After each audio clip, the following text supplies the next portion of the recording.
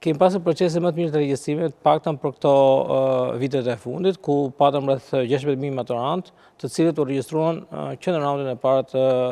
aplikimeve, që është një shifër e mirë, do thoja unë, sepse gjithmonë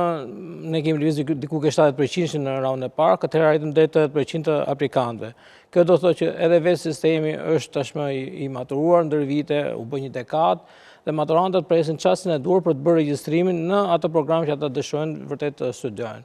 Gjithashtu tregon edhe faktin që një pjesë e mirë e universiteteve e kanë përshtatur themi ofertat akademike me tregun e punës, kështu që edhe maturantët e kanë më të lehtë zgjedhjen dhe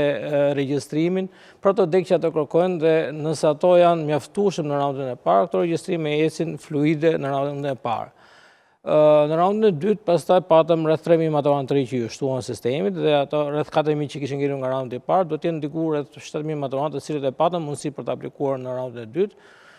Kemi mbi 6.300 maturantë të cilët e kanë bërë aplikimin tash në raundin e dytë, dhe s'do ta harroj që është raundi i tretë, që vijon në përfundim të raundit të dytë.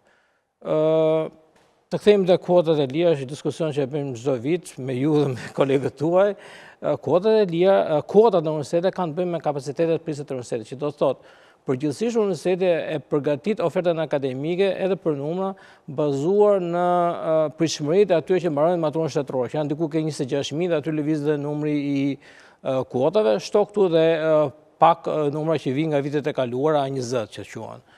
Dhe përgjithsisht nuk besoj që ka një vend botës që sa veta marrin shkollën e mesme, po aq që në universitete, atëherë do të ishte diçka e rrallë, unikale në botë.